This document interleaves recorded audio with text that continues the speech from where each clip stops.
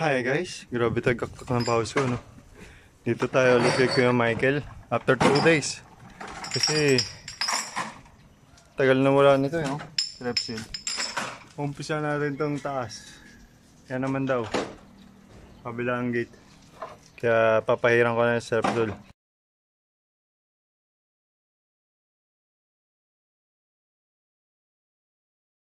Okay na. Kaso mukhang matigas yun, no? Hindi bumukha eh. Tara, umpisa natin. 105.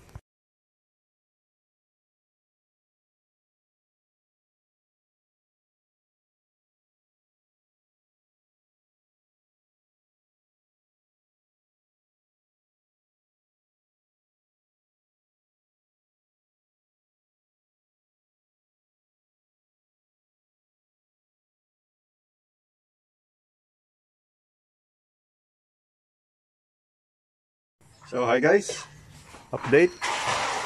Ayan na sila. Pero hindi pa tapos eh. Matigas, sobrang tigas. Yan ang pawis ko, di ba? Kaya pinahiran ko na siya ng strepsil para tuloy-tuloy. Mamaya ulit. Tara, isa natin ulit.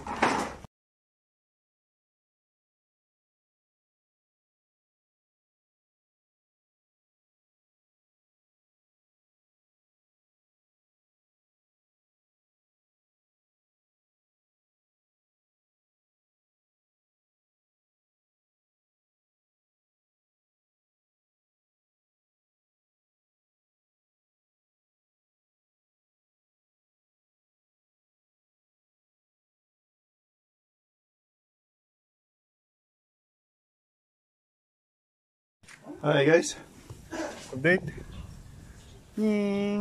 Okay na yan. Tapos ito na lang. Ay, medyo maika ako. Tapos yung ibabaw sa ibaba rin, papatira na rin kay Kuya Michael. Additional daw yan. Yung baba.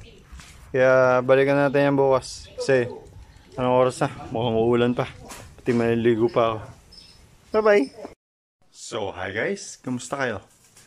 Grabe, hindi pa rin tapos yung ano ni Kuya Michael kasi naubusan na ano eh.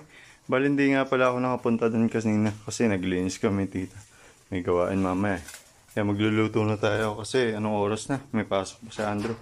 Luluto tayo ng Bicol Express. Naayos na rin to kanina yung tita. Kaya umpisa na natin. Tara! Nagsalang nga pala ako ng pan tapos naglagay na rin ako mantika. Lalagay na natin yung bawang. Sasangkotsa ko lang yan. Palalabasin natin yung lasa. Tapos sinunod na natin yung sibuyas. Sasangkotsa ko lang muna sila. Wait lang. Nilagay ko na nga pala yung siling labuyo. Sasangkotsa ko lang yan. Palalabasin yung lasa bago natin ilagay yung baboy. So okay na guys. Tatakpan lang muna natin yan sa mahinang apoy. Balikan natin mamaya. Nung lumabas yung lasa ng sili, nilagay ko na yung baboy. Sasakotsa ko lang muna yan mabuti bago natin timplahan.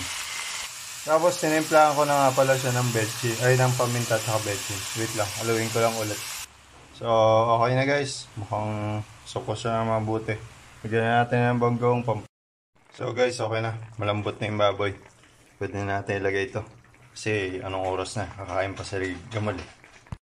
Okay na, nalagay ko na, haluin ko lang. Tapos pakukuluin natin ulit yan ng 10 minutes. Lutuin muna natin yung sigarilyas. So guys, after 10 minutes, pwede na natin ilagay yung unang piga ng gata. Okay na guys, pakukuluin natin ulit. Tapos itatoppings natin mamaya yung siling green. Kapag ka naluto na yung gata, balikan natin ulit yan. 10 minutes ulit.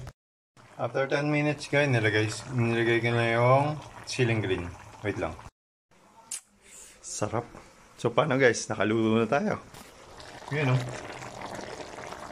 Yummy! Tara, kain tayo.